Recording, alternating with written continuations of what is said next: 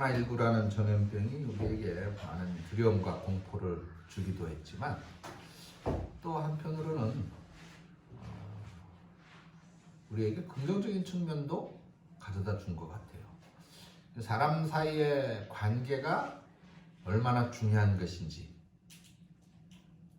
미처 알지 못했던 그 관계의 중요성에 대해서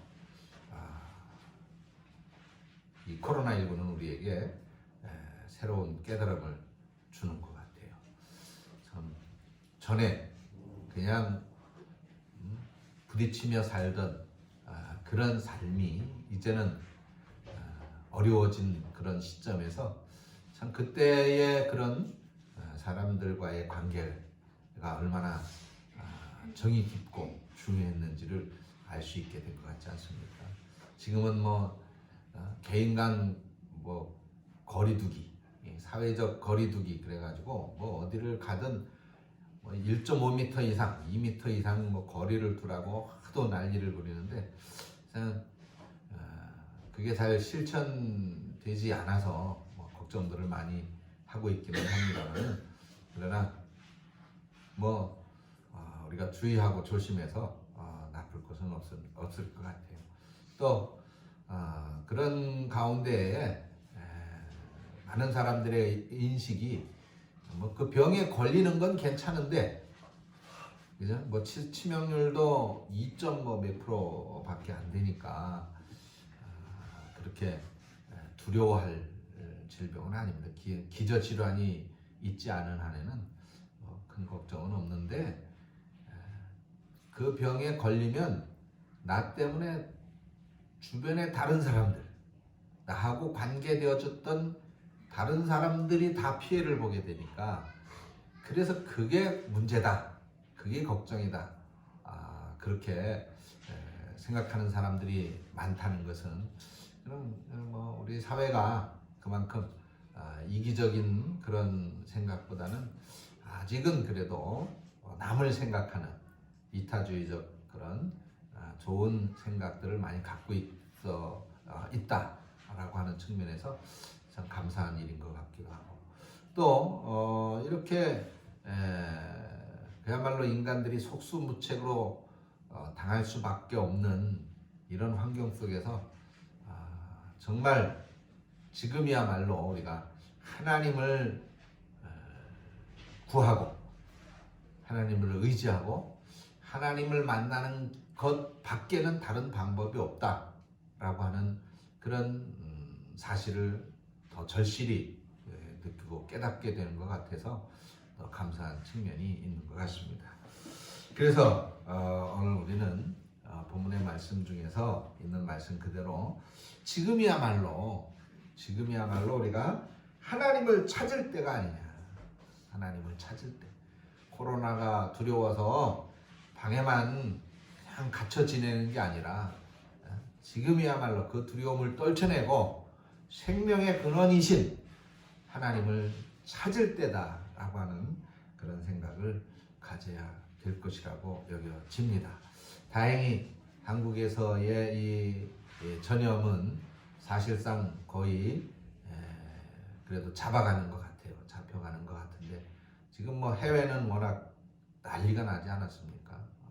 모든 나라들이 다 국경을 폐쇄하고 들어오는 것도 나가는 것도 그야말로 다 못하도록 그렇게 막고 있음에도 불구하고 하루에도 수백 명, 수천 명이 그 질병으로 인해서 죽어가고 있는 안타까운 현실에 있습니다. 이런 현실 속에서 우리는 지금 우리가 정말 하나님을 찾아야 되는 그러한 중요한 때라고 하는 사실을 다시 한번 깨달으면서 이제 우리도 오늘부터는 이제 정상적인 예배를 회복하지만은 더더욱 교회에 있을 때든 또 집에 있을 때든 또는 사회생활을 할 때든 우리의 삶 곳곳에 어느 자리 어느 구석에서든 하나님을 찾게 되는 그런 신앙으로 다시 한번 무장하는 영적인 무장의 그런 기회가 되어줄 수 있기를 축원합니다. 자, 호세아 선지자가 오늘 우리에게 의를 심고 긍휼을 거두라 이렇게 말씀을 하고 있죠. 이 말씀 자, 하나님의 공유를 받아 누리려면 자기의 의를 심어야 한다는 말씀으로 볼 수 있습니다. 만약에 악을 심는다면 당연히 우리는 거기서 악의 열매를 거둘 수밖에 없겠죠. 우리가 의롭게 살아가는데 불의한 결과를 얻게 되는 그런 경우도 있을 수는 있겠지만, 그러나 의를 심었는데 거기에 불의한 결과가 나타날 수는 없는 것이 바로 법칙입니다. 불의하게 살아가는데 또한 거기에서 의로운 결과를 얻을 수도 없는 것입니다. 우리는 콩 심은데 콩 나고 팥 심은데 팥이 난다 하는 것이 불변의 진리인 것을 믿고 있고, 또 그러한 현실을 우리는 우리 생애 속에서 늘 보면서 목도하면서 살아가고 있는 것입니다. 갈라디아서 6장 말씀에 스스로 속이지 말라. 하나님은 만홀히 여김을 받지 아니하시나니 사람이 무엇으로 심든지 그대로 거두리라. 자기의 육체를 위하여 심는 자는 육체로부터 썩어진 것을 거두고 성령을 위하여 심는 자는 성령으로부터 영생을 거두리라. 우리가 선을 행하되 낙심하지 말지니 피곤하지 아니하면 때가 이름에 거두리라고 말씀하고 있습니다. 우리가 하나님의 공유를 받으려면 하나님을 존중하고 사랑하며 당연히 그 말씀을 즐겨 순종해야 될 것입니다. 아니, 우리가 하나님을 가볍게 여기고 내 마음대로 생각하고 내 고집대로 살아간다면 당연히 하나님의 공유를 기대할 수 없을 것입니다. 우리는 구약의 사울 왕과 다윗 왕을 비교해 보면서 그 사실을 확인해 볼 수가 있습니다. 사울이라고 하는 사람, 하나님의 은혜로 이스라엘의 초대 왕이 됐죠. 그런데 그만 그 은혜를 잊어버리고 교만해졌습니다. 교만해지니까 하나님의 말씀을 어기고 자기 고집대로, 자기 좋은 대로 살았단 말이지. 하나님은 사무엘 선지자를 통해서 책망하셨어요. 여호와께서 번제와 다른 제사를 그 목소리 순종하는 것을 좋아하시는 것 같이 좋아하시겠나이까? 순종이 제사보다 낫고 하나님의 말씀을 듣는 것이 수양의 기름보다 나으니 이는 거역하는 것은 사술의 죄와 같고 완고한 것은 사신 우상에게 절하는 죄와 같음이라. 왕이 여호와의 말씀을 버렸으므로 여호와께서도 왕을 버려 왕이 되지 못하게 하셨나이다 라고 사무엘상 15장에 말씀하고 있습니다. 결국 사울은 하나님을 먼저 버리게 됨으로 말미암아 하나님으로부터 버림을 받게 되고, 그래서 블레셋이라고 하는 나라와의 전쟁에서 패하며 그 전장터에서 비참히 생의 최후를 맞이하고 맙니다. 반면에 다윗은 어떻습니까? 사울하고는 달리 겸손하게 하나님만을 경외하고 하나님의 말씀을 즐겁게 순종했습니다. 다윗은 하나님과 자기와의 관계를 노래로 지어서 불렀는데 시편 19편입니다. 거기 보니까 여호와는 나의 목자이시니 내가 부족함이 없으리로다. 그가 나를 푸른 초장에 누이시며 쉴 만한 물가로 인도하시는도다. 내 영혼을 소생시키시고 자기 이름을 위하여 의의 길로 인도하신다라며 시편 23편에 고백을 하고, 이후 그는 하나님을 자기 목자로, 자기는 하나님의 음성을 듣는 양으로 비유하며 또한 시편 19편에서 고백합니다. 그러면서 그 하나님은 오직 나의 힘이 되시고 그래서 나는 그를 사랑하나이다 라고 고백하고 있는 것입니다. 또한 다윗은 하나님의 계명을 지켜 행하기 위해서 애를 썼습니다. 그는 말하기를 여호와를 경외하는 도는 정결하여 영원까지 이르고 여호와의 규례는 확실하여 다 의로우니 곧 금 많은 정금보다 더 사모할 것이며 꿀과 송이꿀보다 더 달도다. 또 주의 종이 이로 경계를 받고 이를 지킴으로 상이 크니이다 라며 시편 19편에서 고백합니다. 예나 지금이나 사람들은 금을 좋아하죠. 그래서 너도 나도 많은 금을 갖기를 소원합니다. 금, 바로 돈을 가리키는 것이죠. 사람들은 돈을 좋아하는 정도가 아니라 아예 사랑하고 있습니다. 돈은 사랑의 대상이 될 수 없지만은 그 무엇보다도 돈을 사랑하기 때문에 돈을 벌 수 있다면 물불을 가리지 않고 돈이 시키는 것은 무엇이나 하려고 듭니다. 그러나 다윗은 이런 많은 돈보다도 하나님의 말씀을 더 귀하게 여기고 그 하나님의 말씀을 듣는 것을 즐거워하고 그리고 그 하나님의 말씀대로 행하기를 갈망했던 것입니다. 그랬더니 하나님께서 다윗을 사랑하시고 그 평생 동안 긍휼의 은혜를 베풀어 주셨던 것입니다. 오늘 시대의 사람들은 달면 삼키고 쓰면 뱉는다는 속담과 같이 듣기 좋은 말은 듣지만은 듣기 싫은 말에는 귀를 닫아버립니다. 마음에 들고 이해타산에 맞는 말은 꿀맛 같아서 솔깃하게 듣습니다. 그래서 대규모 펀드 사기 사건이 심심찮게 일어나고 있습니다. 왜 그런 사기에 속아 넘어갑니까? 사기꾼들의 말이 너무나도 달콤하기 때문입니다. 꿀보다 더 달기 때문에 막대한 손해를 입게 될 수도 있다는 것을 깨닫지 못하게 되고 그만 그 말에 속아 넘어가는 것입니다. 이런 것처럼 마귀의 말이나 인간의 말을 고지 들으면 결국 치명적인 손실을 입을 수밖에 없는 것입니다. 그러나 하나님의 말씀은 우리가 그 말씀을 듣고 순종할 때 풍성한 생명을 얻게 될 것이고 번영을 누리게 될 것이라고 말씀하고 있습니다. 그래서 다윗은 이 하나님의 말씀, 하나님의 계명과 규례를 소위 꿀보다 달게 여기고 기쁜 마음으로 듣고 순종을 했기 때문에 하나님의 사랑을 받게 되고 또 말로 다 할 수 없는 복을 받아 누렸던 것입니다.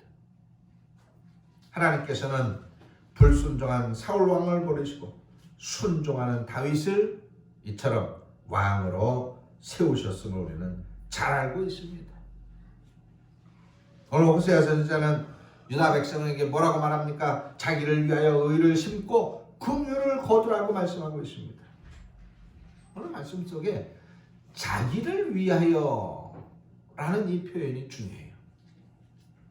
우리는 저마다 자기 자신을 위해서 분명히 의를 심어야 한다는 것입니다. 내가 다른 사람을 대신해서 의를 심는 것이 아니고 다른 사람이 나를 대신해서 의를 심는 것도 아닙니다. 오직 나를 위해서, 자기를 위해서 의를 심어야 한다는 것입니다. 이것은 곧 내가 하나님을 믿고 사는 것은 다른 사람을 위한 것이 아니라 나 스스로를 위한 것이라는 것이죠. 내가 하나님을 경외하고 그 계명을 지켜 행하면 내가 긍휼을 받는 것이지 내가 그렇게 함으로 인해서 내 대신 다른 사람이 하나님의 긍휼을 받는 것이 아니라는 것입니다.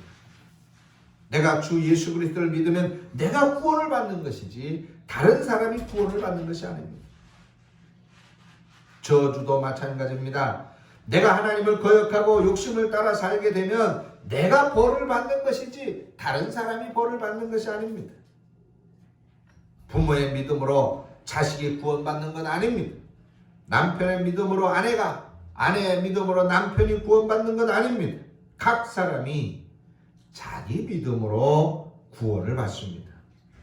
에스겔서 18장을 보면 하나님께서 말씀합니다. 너희가 이스라엘 땅에 대한 속담에 이르기를 아비가 신 포도를 먹었으므로 아들의 이가 시다고 하면 어찌미뇨? 나 주 여호와가 말하노라. 내가 나의 삶을 두고 맹세하노니 너희가 이스라엘 가운데서 다시는 이 속담을 쓰지 못하게 되리라. 모든 영혼이 다 내게 속한지라. 아비의 영혼이 내게 속한 같이 아들의 영혼도 내게 속하였나니 범죄하는 그 영혼이 죽으리라고 말씀합니다. 우리는 저마다 하나님 앞에 단독자로 서서 자기 믿음이나 죄에 대하여 분명히 판결받게 된다는 것을 꼭 기억하시고 믿으시기를 바랍니다.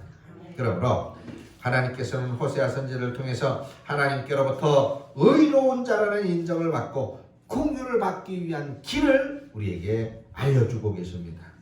다시 말하면 우리가 자기를 위해서 의를 심고 긍휼을 거두어야 되는데, 그러기 위해서는 먼저 해야 할 일이 있다는 거예요. 그게 무엇이냐?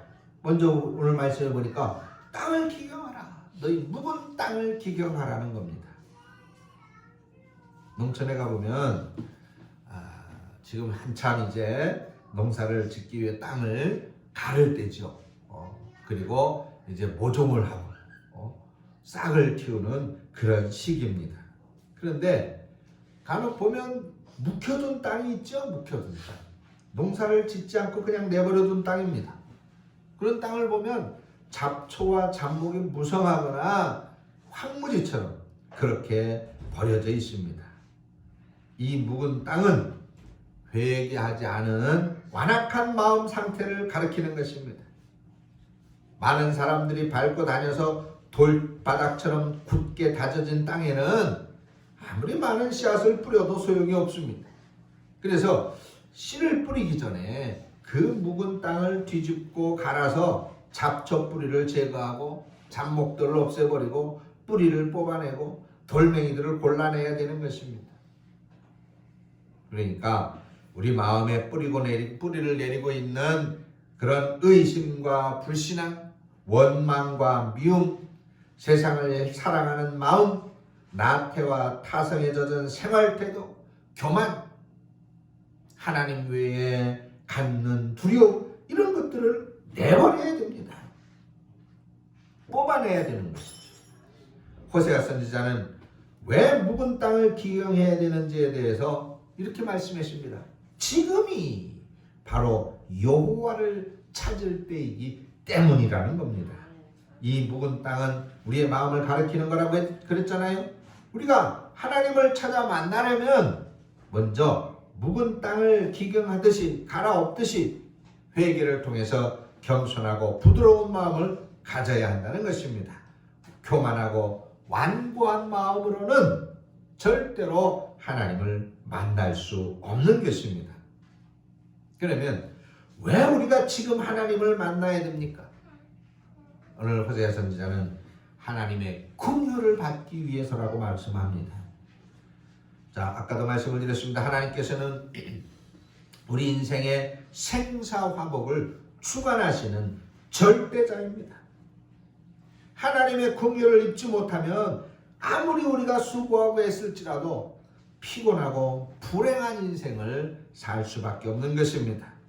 오직 하나님의 긍휼을 입을 때 성경에 말씀하고 있는 믿음의 선진들처럼 은혜로운 삶을 영위할 수 있는 것을 믿으시기 바랍니다. 회개는 단지 입으로만 죄를 자백하고 용서를 구하는 것이 아닙니다.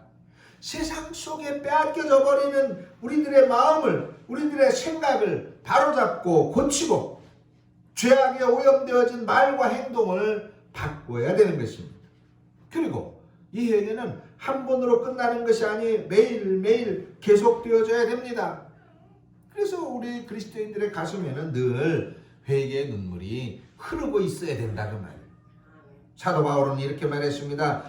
고린도전서 15장 31절에 나는 그래서 날마다 죽노라. 그 말은 무엇입니까? 날마다 그렇게 죄악된 내 모습을 예수님처럼 십자가에 못 박히는 것처럼, 그래서 예수님이 거기에 흘리신 보혈로 그 모든 죄를 씻어내리는 회개의 과정을 겪는다는 것입니다. 자기의 욕망과 교만과 아집 같은 것들을 늘 깨뜨려 부수기 위해서 회개하기 위해서 날마다 죽는 것입니다. 그 죽는 것은 무엇이에요? 포기하는 것이지. 포기하는 것. 주님 앞에서 나의 이기심을 포기하는 것입니다. 주님 앞에서 나의 고집을 포기하는 것입니다. 주님 앞에서 나의 권세를 포기하는 거예요. 주님 앞에서 내 주장을 포기하는 것입니다. 그것이 진정으로 회개하는 자의 모습인 것입니다. 바울은 그러면서 또 말하기를 고린도전서 9장 27절에 내가 내 몸을 쳐 복종하게 하면 내가 남에게 전판 후에 자기가 도리어 버림이 될까 두려워하기 때문이라고 말씀합니다. 즉 나의 구원을 위해서 내가 그렇게 날마다 회개한다는 것이죠. 나의 구원을 위해서 날마다 죽는다는 것입니다. 나의 구원을 위해서 나는 날마다 내 고집을 주님 앞에서 버리고 내 주장을 버리고 내 권력을 버리고 나의 이익을 포기한다는 것입니다. 그래서 우리는 사도 바울처럼 위대한 신앙인도 이렇게 두려운 마음으로 회개하는 삶을 살았다면 오늘 우리는 더할 나위 없겠죠. 그러므로 우리는 하나님을 찾아 만나기 위해서 묵은 땅을 갈아엎듯이 우리의 마음을 우리의 생각을 회개를 통해서 갈아엎어서 오냐고 겸손한 신앙으로 만들어야 하나님을 찾게 될 줄로 믿습니다. 그래서 호세아 선지자는 그렇게 선언하고 있잖아요. 지금이다. 언제 해야 되느냐? 내일이 아닙니다. 지금입니다. 지금이 바로 여호와를 찾을 때라고 말하고 있습니다. 회개할 기회를 놓치지 말라는 것이지요. 농부가 밭을 기경할 때가 있습니다. 봄철에 바로 씨를 뿌릴 때죠. 모종을 할 때입니다. 이 때를 놓치면 씨를 뿌려도 안 돼요. 모종을 해도 자라지를 않습니다. 망칠 수밖에 없는 거예요. 지금 내 영혼이 어떤 상태인가 진단해야 됩니다. 코로나19 사태로 인해서 우리는 그 한 달여간 온전히 예배할 수가 없었습니다. 물론 여러분들의 신앙 정도면 각자 가정에서 또 영상 설교를 통해서 하나님께 은혜를 받으며 예배하고 또 골방에서 기도하셨을 줄로 압니다만은 그러나 우리의 삶의 과정 속에서 예배만큼 중요한 것이 없는데 그 예배를 드리지 못했다라고 하는 것은 우리의 영적인 상태에 안타까운 치명적인 그런 상처가 아닐 수 없는 것입니다. 우리가 하나님을 사랑하고 하나님을 기쁘시게 하기 위해서 늘 애쓰는 삶을 살지만 그 가운데 가장 중요한 첫 번째가 바로 예배라고 하는 사실을 우리는 잘 알고 있기 때문이죠. 그래서 이 예배를 온전히 우리가 드리지 못했을 때 우리는 그 마음의 답답함과 안타까움과 하나님 앞에 죄스러움을 금할 수 없는 것입니다. 오늘 그러한 우리의 모습 속에서 혹시 오늘 이러한 제대로 예배하지 못하는 그런 기간 동안에라도 혹시 우리의 마음이 하나님 앞에서 혹시 흐트러지지는 않았는지, 하나님을 향하던 우리의 마음이 혹시 식어지지는 않았는지를 돌아보아야 될 것입니다. 묵은 땅에는 씨를 뿌려도 소용이 없는 것처럼 완고하게 굳은 마음은 하나님의 말씀에 전혀 감화를 받지 못합니다. 이사야서 6장 9절에 여호와께서 가라사대 가서 이 백성에게 이르기를 너희가 듣기는 들어도 깨닫지 못할 것이요 보기는 보아도 알지 못하리라 고 말씀했습니다. 그런 것처럼 말씀을 들어도 권면해도 책망해도 감각이 없다면 깨닫지 못하는 것입니다. 그러면 비참한 일이 아닐 수 없겠죠. 예수님께서는 영적으로 무감각한 유대인들에게 말씀했어요. 이 세대를 무엇으로 비교할까? 비유컨대 아이들이 장터에 앉아 제 동물을 불러 가로되 우리가 너희를 향하여 피리를 불어도 너희가 춤추지 아니하고 우리가 애곡하여도 너희가 가슴을 치지 아니하였다 함과 같도다. 마태복음 11장에 책망을 들어도 깨닫지 못하고 주님의 말씀을 전해주어도 전혀 감동을 받지 않고 무관심한 것처럼 행동한다면, 그렇게 산다면, 아니 그런 영적인 상태라면 그것처럼 불행한 일은 없는 것입니다. 누구나 질병에 걸릴 수 있습니다. 우리는 어디를 가든지 세균과 바이러스에 감염될 가능성이 있습니다. 그런데 이 코로나19 같은 경우도 감염된 사실을 빨리 감지하면 그러면 치료될 확률이 훨씬 더 높다고 그럽니다. 빨리 감지하면 쉽게 이겨내고 극복하고 물리칠 수 있다는 것이죠. 중요한 것은 병의 증세를 빨리 진단해내는 것입니다. 이것은 우리들의 영적인 상태에도 적용할 수 있습니다. 우리가 믿음으로 살지 않으면 양심이 가책을 받습니다. 가책을 받는 것은 바로 회개하라 하는 회개의 촉구인 거예요. 그럴 때 우리는 하나님 앞에 나와서 죄와 허물을 회개하며 용서를 받아야 됩니다. 그런데 고집을 부리고 회개하지 않으면 점점 더 양심이 무뎌져서 언젠가는 아예 가책도 느끼지 못하고 아예 우리가 신앙인인데도 내가 신앙인인지 하나님을 믿는 사람인지 아닌지 나 스스로도 제대로 인지하지 못하고 혼란스러워할 때가 그런 상태가 되어지고 만다고 말이에요. 결국은 회개할 기회를 갖지 못하게 될 때 무서운 심판을 피할 수 없게 될 것입니다. 사람들은 죄 때문이 아니라 회개하지 않아서 심판을 받는 것입니다. 아무리 큰 죄를 지어도 회개하면 하나님의 용서를 받고 새롭게 될 수 있습니다. 그러므로 회개를 내일로 미루지 말고 하나님 앞에 지금 죄를 자복하며 용서를 구하는 자세로 날마다를 사는 저와 여러분들이 되어지기를 축원합니다. 이사야서 55장에 말씀합니다. 너희는 여호와를 만날 만한 때에 찾으라. 가까이 계실 때에 그를 부르라. 악인은 그 길을 불의한 자는 그 생각을 버리고 여호와께로 돌아오라고 했습니다. 우리가 하나님 앞에 늘 깨닫는 믿음으로 회개하면서 서게 될 때에 우리는 하나님의 긍휼하심을 회복하는 은혜가 있게 될 줄로 믿습니다. 그 회개는 바로 지금 해야 되는 것입니다. 다른 것은 몰라도 회개는 내일로 미루면 안 됩니다. 내일은 나의 날이 아닙니다. 어떤 성도는 회개하기를 권면 받고서도 자기가 세운 목표를 이루고 난 다음에 그때 가서 회개하고 신앙생활 열심히 하며 하나님을 잘 섬기겠다고 말하는 사람도 있습니다. 그것은 교만한 생각이 아닐 수 없습니다. 야고보 사도는 경고합니다. 야고보서 4장 3절 이하 13절 이하 보니까 들으라 너희 중에 말하기를 오늘이나 내일이나 우리가 아무 도시에 가서 거기서 1년을 요하며 장사하여 일을 벌이라 하는 자들아 내일 일을 너희가 알지 못하는도다. 너희 생명이 무엇이뇨? 너희는 잠깐 보이다가 없어지는 안개니라고 말씀했습니다.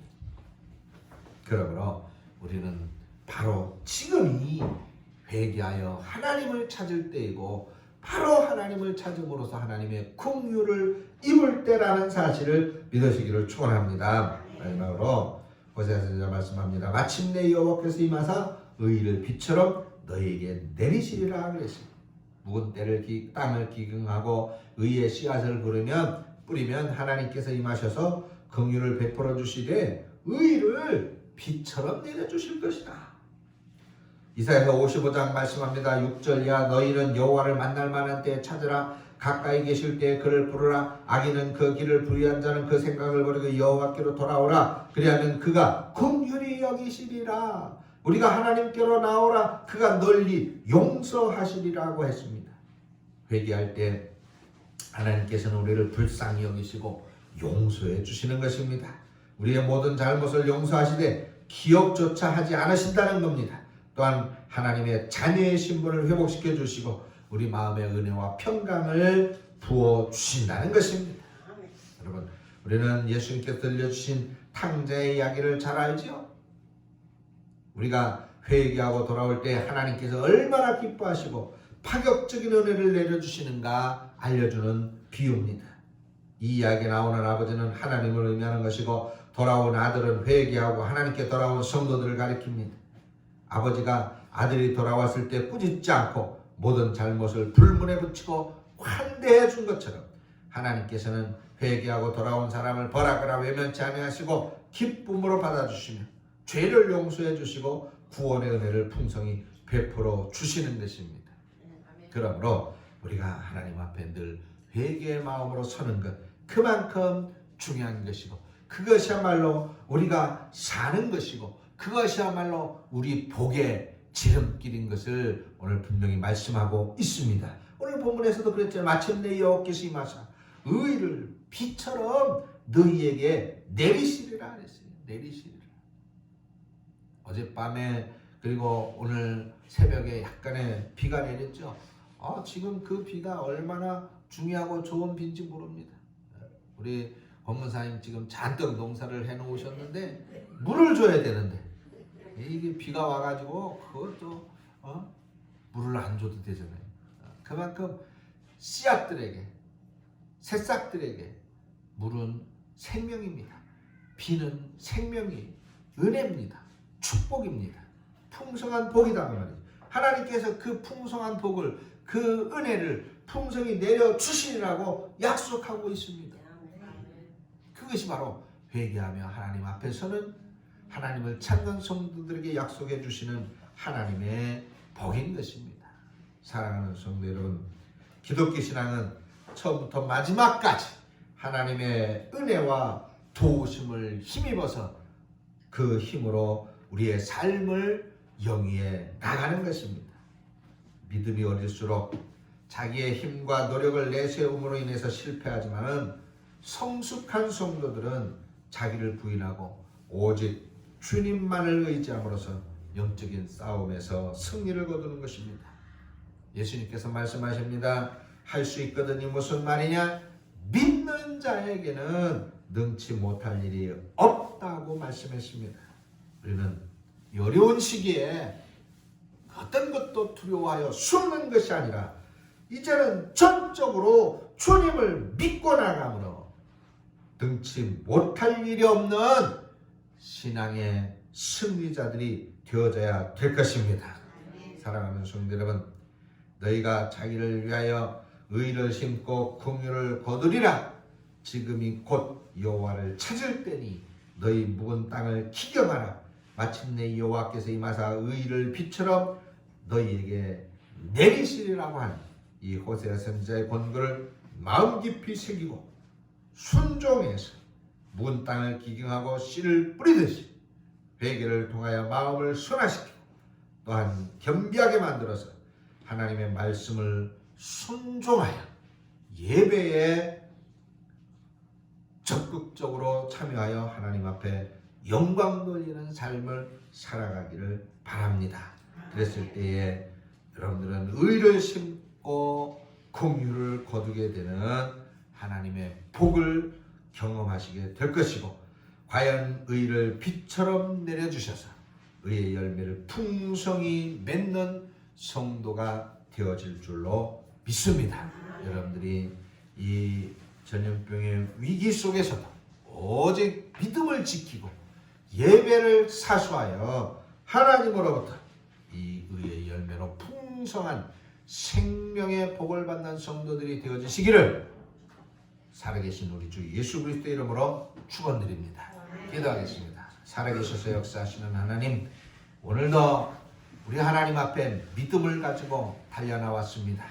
전염병에 대한 두려움도 또 다른 어떠한 모임도 약속도 다 멀리하고 오직 우리의 생명의 주가 하나님이시고 하나님으로부터 우리는 생명을 공급받아 사는 사람이기에 그 하나님의 긍휼을 힘입기 위하여 달려나온 귀한 걸음들을 우리 하나님 축복하시고 말씀의 약속대로 긍휼을 베풀어 주시며 의의 비를 풍성히 내려주셔서 저들의 삶에 의해 열매를 풍성히 맺어 주께 영광 돌리며 생명의 복으로 충만하여 날마다 기뻐하며 감사하는 삶이 되어지도록 축복해 주시옵소서.